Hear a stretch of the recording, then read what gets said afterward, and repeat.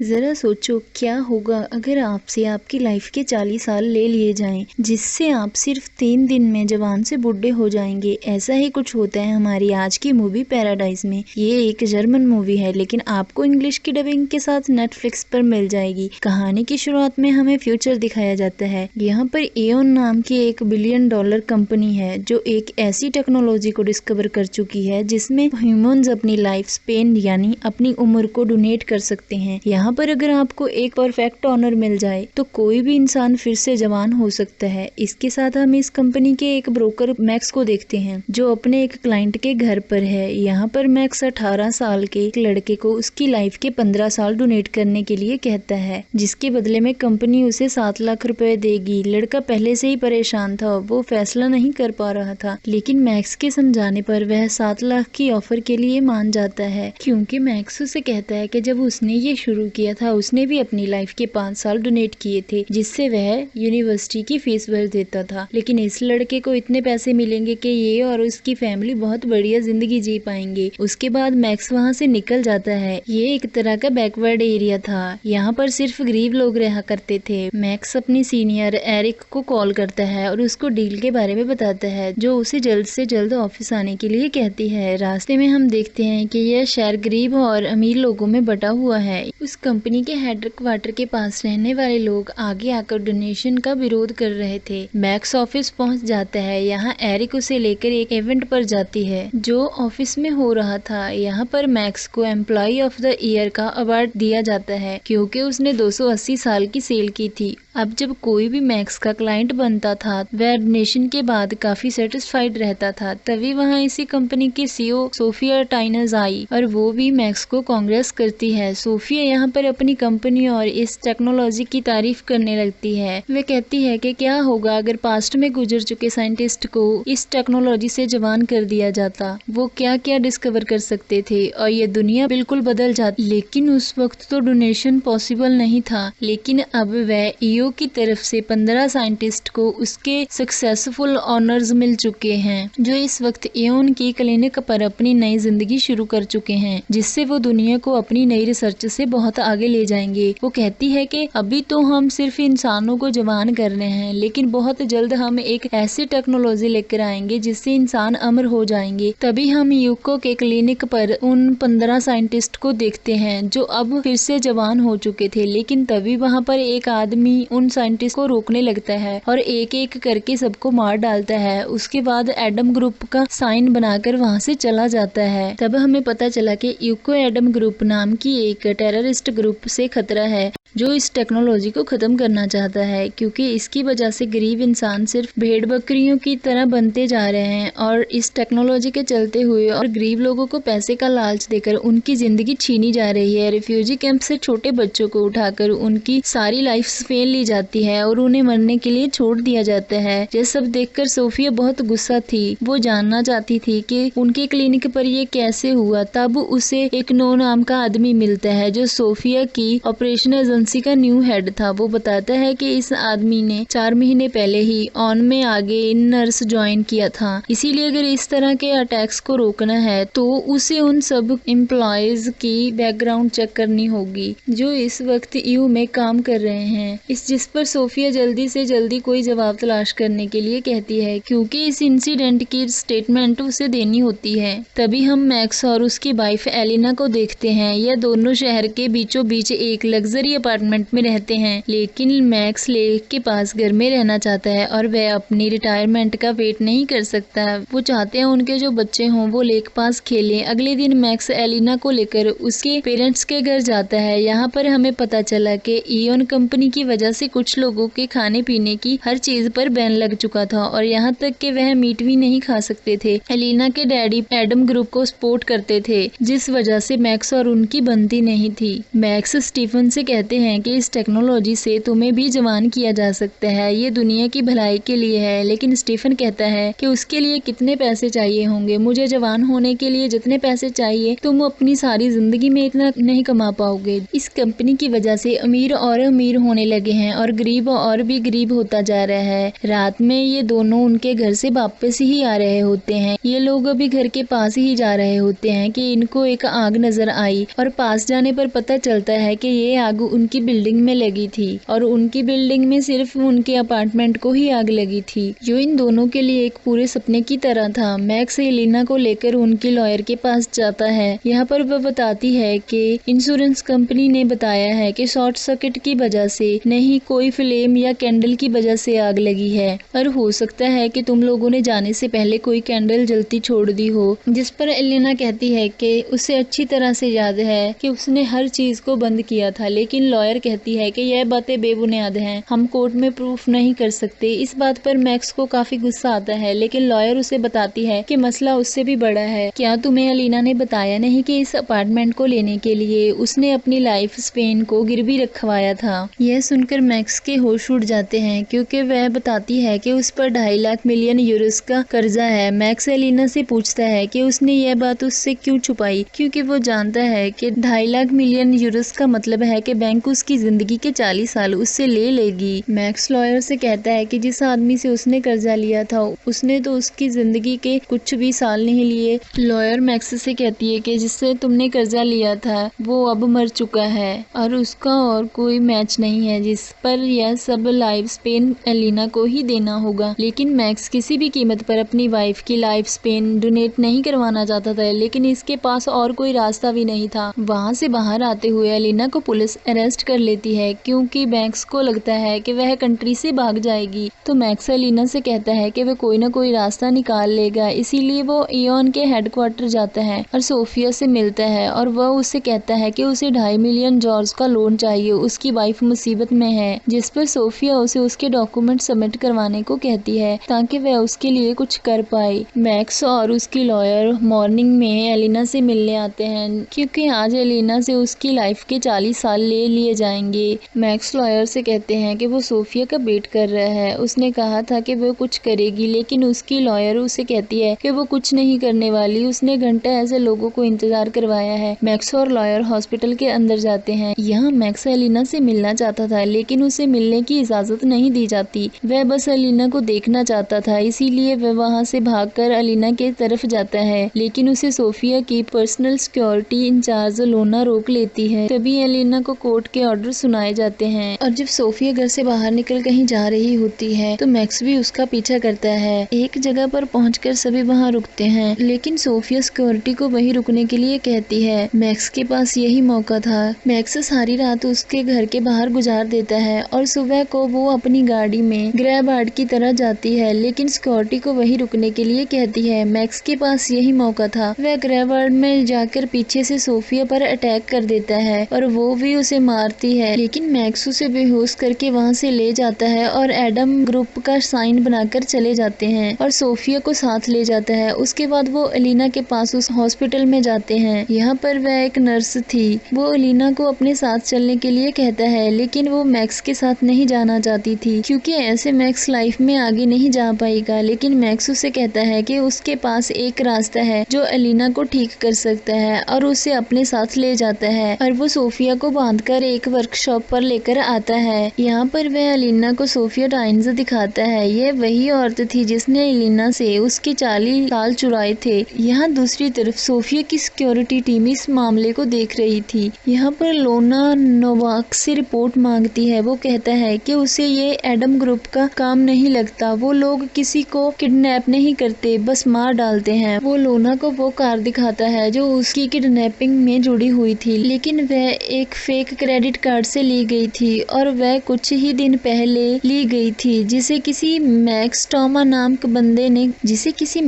नाम के आदमी ने लिया था। और नोवैक्स मैक्स की लोकेशन निकालते हैं। यहाँ पर एलिना सोफिया के साथ वह नहीं करना चाहती थी जो उसके साथ हुआ था, क्योंकि वह सब गलत था, लेकिन मैक्स कहता है कि और कोई रास्ता नहीं है, यही वो परफेक्ट डोनर है, इसीलिए हमें जर्मन छोड़कर निकलना होगा। एलिना कहती है, उसके बाद क्या होगा? जब मेरी एज वापस आ जाएगी तो हम इसका क्या करेंगे? लेकिन मैक्स ये सब सुनने को राजी नहीं था, लेकिन एलिना राजी नहीं होती। जब मेरी एज वापस आ जाएगी तो हम इसका क्या करेंगे? तो मैक्स उससे कहता है कि हमें ऐसा करना होगा, लेकिन एलिना राजी नहीं होती। फिर मैक्स उससे पूछता है कि क्या वो इसका साथ देगी या फिर वह इस औरत को उठाने की जुर्म में जेल चला जाए। तब हम देखते हैं लोना और नोबैक अपनी टीम के साथ वहाँ पर पहुँच चुके थे, लेकिन उन लोगों को वहाँ पर कोई भी नहीं मिलता, पर उनको वहाँ रिटर्न कार मिलती है जिसका मतलब है वो यहाँ से जा चुके हैं। मैक्स और अलीना एक साथ जा रहे थे और ये लोग वोट की तरफ जा रहे थे। अलीना मैक्स से सरप्राइज थी। यही इयोन में लोना और नोवैक इस केस को स्टडी कर रहे थे, जो जर्मन के पूरे सोशल मीडिया को स्कैन करके कहीं ना कहीं से इन दोनों को ढूंढ ही लेंगे। लोना कहती है कि इसमें कुछ टाइम लगेगा, इसीलिए दोनों कॉफी पीने जाते हैं। यहाँ हमें नोवैक से पता चलता है कि अलीना सोफिया के लिए बेस्ट मैच थी, इसीलिए उसने मैक्स को भेजा था कि अलीना से डील करके सोफिया को उसकी लाइफ दे। लेकिन मैक्स और अलीना शादी कर लेते हैं और सोफिया का प्लान खराब हो गया। लेकिन फिर उनके अपार्टमेंट पर आग लगाई और फिर सिर्फ अलीना का लाइफ स्पेन ले लिया गया। लूना कहती है कि हमें बस इन दोनों को ढूंढना है, उनसे हमें कोई हमदर्दी नहीं करनी, हमारा काम सोफिया को सेफ रखना है। नोवैक कहते हैं कि अगर तुम अलीना की जगह होती और तुमसे कोई तुम्हारी लाइफ के 40 साल ले लेता तो तुम क्या करती? वो सोफिया की प्राइवेट आर्मी है और उसके पास इलीगल आईडी सॉफ्टवेयर है। वो कहती है अगर तुम्हें इतना ही इशू है तो तुम ये काम छोड़ क्यों नहीं देते?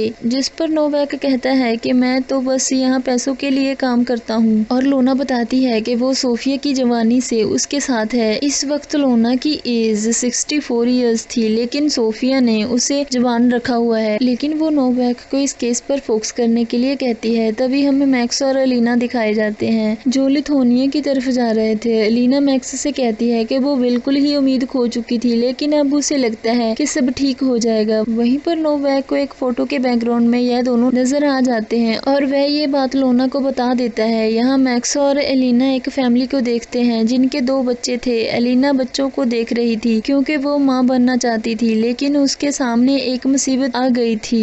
लिथुआनिया की पुलिस उनके इंतजार में वहाँ खड़ी थी। मैक्स ने सोफिया को एक बॉक्स में छुपाया हुआ था। यह लोग उस फैमिली को अपना निशाना बना लेते हैं और खुद उनके पीछे छुप जाते हैं। पुलिस को उस आदमी पर शक हो रहा था क्योंकि वह नर्वस था, लेकिन मैक्स उसे गाइड करता है। लेकिन फिर भी पुलिस वाला उसकी तलाशी लेने लगता है जिसमें एलिना और सोफिया थी। यह लोग किसी तरह वहाँ से बचकर निकल जाते हैं और लिथुआन पहुँचते हैं और ये दोनों फैमिली से सॉरी कहते हैं क्योंकि उनको परेशान नहीं करना चाहते थे, बस खुद को बचाना चाहते थे। यहाँ पहुँचकर मैक्स डॉक्टर को मैसेज करता है। एलिना बताती है कि सोफिया की हालत खराब हो रही है, हमें उसे कुछ देर खुली हवा में लाना होगा और जल्दी किसी गर्म जगह का इंतजाम करना होगा, वरना वो बीमार हो जाएगी। ये लोग एक जगह पर रुकते हैं। बाहर आने पर वह पूछती है कि उनको उससे क्या चाहिए। मैक्स कहता है कि उन्हें बस वही वापस लेना है जो उनका है, जिस पर वो कहती है कि तुम्हें जो भी चाहिए मेरी माँ से बात कर लो, वो तुम्हें दे देगी। यह सुनकर एलिना शॉक हो जाती है। वह लड़की कहती है कि वह प्रतिमा सोफिया टाइनस है, वह बहुत अमीर है, तुम्हें जितने भी पैसे चाहिए तुम्हें मिल जाएंगे। मैक्स कहता है कि तुम ही सोफिया टाइनस हो, लेकिन वो लड़की कहती है मैं सोफिया की बेटी मरीन टाइनस हूँ। मैक्स कहते हैं कि सोफिया की एक ही बेटी थी जो बचपन में एक बीमारी के चलते मर गई थी, लेकिन मरीन कहती है वो उसकी बड़ी बहन लूसी टाइनस थी। उसकी माँ ने इनको दुनिया से छुपा कर रखा था और वो खुद भी डोनेशन के खिलाफ है, लेकिन मैक्स उसकी एक नहीं सुनता और उससे फिर से बंद कर देता है। लेकिन एलिना के मन में अब सवाल उठने लगे थे। वो मैक्स से यू में कॉल करके कंफर्म करने को कहती है कि सोफिया की कोई मरीन नाम की बेटी है, जिस पर मैक्स कहता है कि ये पागलपन है, यही सोफिया है। यह चाहती है कि हम कंफ्यूज हों और हम यून में कॉल करें ताकि वो लोग हमें ट्रैक कर लें। एलिना कहती है चलो मान लो अगर ये सोफिया है, लेकिन यहाँ पर हम जा रहे हैं, वो तो अभी तक तुम्हारा रिप्लाई नहीं कर रहे हैं, हो सकता है कि वो स्कैन कर रहे हों। उतनी देर हम कोई जगह ढूंढ ले यहाँ पर कुछ आराम कर सकें। और मैक्स भी उसकी बात मान लेता है और ये लोग एक पुराने बंद पड़े होटल में आ जाते हैं। यहाँ पर अब कोई भी नहीं था। यहाँ पर मरीना एलिना से बात करने लगती है, उसकी उम्र को लेकर हमदर्दी दिखाती है, लेकिन मैक्स उसका मुंह बंद कर देता है। एलिना फिर से मैक्स के साथ बहस करने लगती है क्योंकि उसे लगा था कि वो गलत लड़की को ले आया है। मैक्स कहता है कि मान लो ये सोफिया नहीं मरीन है, लेकिन फिर भी ये उसकी बेटी है और ये भी तुम्हें एज डोनेट कर सकती है, हमें बस इंतजार करना होगा। मैक्स उसको पानी देने जाता है, लेकिन वो उसे कहती है कि उसे नहाना है, तो मैक्स उसे एक बाथरूम में ले जाता है और खुद पलट जाता है, जिस पर मरीन मौके का फायदा उठाकर मैक्स पर अटैक करके उसका फोन लेकर भाग जाती है। मैक्स भी उसके पीछे जाता है, लेकिन वो जंगल में कहीं चले जाती है। मरीन के पास मैक्स का फोन था, लेकिन सिग्नल नहीं आ रहा था। उसके आगे कीचड़ था। मरीन के पास और कोई रास्ता नहीं था क्योंकि उसके पीछे कोई आ रहा था, इसीलिए वो उस कीचड़ में से चली चली जाती है। यहाँ पर उसे सिग्नल भी मिलते हैं और वो लोना को कॉल करती है, लेकिन वो फोन पानी में गिर जाता है और बंद हो जाता है क्योंकि वह एक दलदल थी और उसे दूर से लाइट नजर आई जिस पर वो हेल्प हेल्प चिल्लाने लगती है और वहाँ उसकी मदद करने और कोई नहीं बल्कि एलिना आई थी और उसे वापस होटल के बाथरूम में लेकर जाती है और मैक्स को वहाँ से जाने के लिए कहती है। जब वह चेंज करती है तो एलिना देखती है कि उसकी पीठ पर वो ऑपरेशन के मार्क नहीं थे जैसे एलिना के थे, तो वह ये बात मैक्स को बताती है, लेकिन वो कहता है कि जवान होने की वजह से उसकी स्किन रिकवर हो चुकी है और जय लोग फिर से रोमांस करने लगते हैं। दूसरी तरफ लोना वार्डर से 30 किलोमीटर के आसपास थी, लेकिन अब की बार लोना अपनी प्राइवेट मिलिट्री को लेकर निकलती है। यहाँ मैक्स और एलिना थे, लेकिन वहाँ एडम ग्रुप के लोग जाते हैं जिनके साथ उनकी लीडर लिसा भी थी। लिसा ने मैरिन को पकड़ लिया था। मैक्स लिसा से कहता है कि वो इसे ना मारे। वो कहता है मैरिन को मारने से क्या मिलेगा, यानी ये बात कंफर्म थी कि वो सोफिया नहीं बल्कि मैरिन थी। यहाँ पर नोवैक और लोना भी रास्ते में थे। यहाँ वो लोना से उसका मकसद पूछता है, जिस पर लोना के पास कोई जवाब नहीं था, यानी वो एक तरह से सोफिया की गुलामी कर रही थी और वो अब नोवैक के साथ खुश रहने लगी थी। और लिसा उन लोगों को एडम ग्रुप के हेडक्वार्टर पर ले आई थी। मैक्स लिसा को अपने बारे में बताता है कि वो और उसकी वाइफ मुसीबत में हैं, जिस पर लिसा कहती है कि वह सब पहले से ही जानती थी। वो बताती है कि तुम एम्प्लॉय ऑफ द ईयर हो और तुम्हारे अपार्टमेंट के जल जाने से तुम्हारी वाइफ ने अपने 40 साल डोनेट कर दिए थे, लेकिन क्या तुम यह जानते हो कि ये सब कौन करवा रहा है? वो कहती है कि तुम मरीना से एक डोनेशन डील के वक्त मिले थे, तुम्हें वहाँ सोफिया ने भेजा था, लेकिन तुम लोगों ने शादी कर ली और बैंक ने भी तुम दोनों को बहुत आराम से एक महंगा अपार्टमेंट दे दिया और बदले में बस लाइफ स्पेन मांगा। लेकिन मैक्स ने जिसको अपना लाइफ स्पेन किया था उसे एक बाइक एक्सीडेंट में मार दिया गया और तुम लोगों के अपार्टमेंट को जला दिया गया ताकि एलिना से उसकी उम्र छीन ली जाए, क्योंकि एलिना ही एक ऐसी लड़की है जिसके साथ सोफिया का सेल डीएनए मैच हुआ था। यह बातें मैक्स और एलिना के लिए बहुत खौफनाक थी, लेकिन एलिना लिसा से कहती है कि सोफिया में और तुम में भी कोई फर्क नहीं है, तुम भी बेगुनाह लोगों की जान लेती हो। जिस पर लिसा एलिना को गन देकर मरीना की जान लेने के लिए कहती है, लेकिन एलिना ऐसा नहीं कर पाती। लिसा जो है समझती है कि जब एक व्हाइट कोट पहने डॉक्टर तुम्हें ऐसा करने को कहेंगे और गन की जगह वह तुम्हें पेपर साइन करवाएं तो तुम किसी की जान लेने में डर महसूस नहीं करोगे। इसीलिए मुझ में और उसमें काफी फर्क है। तो लिसा कहती है कि अभी यहाँ सोफिया और उसकी टीम आने वाली है। लिसा कहती है कि मैक्स को बाहर जाके सोफिया को अंदर लेकर आना होगा, फिर तुम आजाद हो जाओगे। तभी वहाँ पर काफी गाड़ियाँ मैक्स को घेर लेती हैं और लोना मैक्स को सोफिया को बुलाने के लिए कहती है क्योंकि उसे उसके साथ अकेले में बात करनी थी। और यहाँ लिसा अपने राइट हैंड को बताती है कि अगर सोफिया अंदर ना आई तो नोवैक उसे मार डालेगा क्योंकि वो हमारे लिए काम करता है। सोफिया मैक्स से बात करने लगती है और वो उसे 8 मिलियन यूरोस का लालच देती है, लेकिन वो बदले में अपनी बेटी को बाहर निकालना चाहती थी। लेकिन मैक्स उसे कहता है या तो तुम अंदर आ जाओ या तो फिर मेरी पत्नी तुम्हारी बेटी को मार डालेगी। इस पर सोफिया उसके साथ आने लगती है। तभी पीछे से लोना मैक्स पर वार करती है और पूछती है कि मैक्स कैसे जानता था कि सोफिया को भी उसके साथ आना है, जिस पर मैक्स कोई जवाब नहीं देता। लोना चाल समझ चुकी थी। तभी नोवैक सोफिया पर गोलियां चला देता है। लोना सारी चाल समझ चुकी थी। तभी नोवैक सोफिया पर गोलियां चला देता है और लोना को उसे मारना पड़ता है। यहाँ अब दोनों ग्रुप के अंदर में लड़ाई शुरू हो चुकी थी, जिसमें लिसा भी थी, लेकिन सोफिया को वहां से ले जाते हैं। लोना के लोग हर तरफ से स्पेस के अंदर जा रहे थे, इसीलिए मैक्स एलिना और मैरिन को लेकर वहां से निकलता है, लेकिन मैरिन एलिना पर गन पॉइंट कर देती है जो कि खाली थी, जिस पर एलिना मैरिन को काफी मारती है और उसे बेहोश कर देती है। और इनको डॉक्टर की लोकेशन भी मिल चुकी थी, इसीलिए वहां पर जाने लगते हैं। लेकिन मैक्स मैरिन की लाइफ स्पेन नहीं लेना चाहता था क्योंकि वह समझ चुका था कि यह बेकार है और अगर इसे कुछ हो गया तो इसकी माँ आ चुकी है, इसे कोई और डोनेशन नहीं देगा।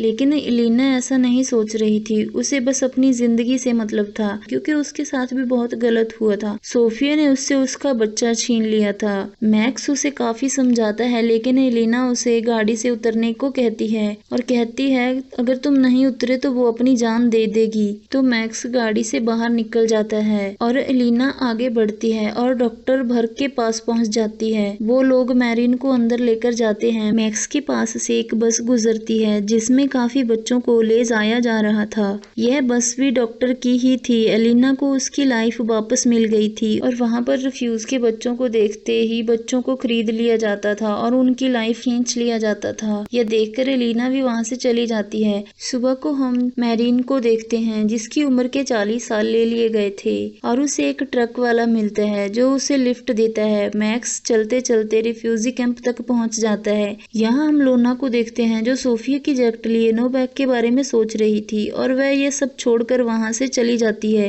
मैरीन की हालत खराब होने लगी थी जिस पर सोफिया उसे कहती है कि वह जल्द ही कुछ करेगी। अब काफी वक्त गुजर जाता है। हम एक बीच पर एलिना को देखते हैं जो फिर से जवान थी और अब वह प्रेग्नेंट हो चुकी थी। मैक्स उसे पीछे से देख रहा होता है लेकिन एलिना अब किसी और के साथ रहती थी और यह बच्चा मैक्स का नहीं था बल्कि किसी और का था। उसके बाद मैक्स वहां से चला जाता है और एक गाड़ी में बैठता है। वही अब एडम ग्रुप का नया लीडर था और यह उसकी हेडक्वार्टर की तरफ अटैक करने जा रहा होता है और यह मूवी खत्म हो जाती है। आपको यह मूवी कैसी लगी मुझे कमेंट करके जरूर बताना और अगर वीडियो अच्छी लगी हो तो इस वीडियो को लाइक ज़रूर करना और अगर चैनल पर नए हो तो चैनल को सब्सक्राइब ज़रूर करना। धन्यवाद।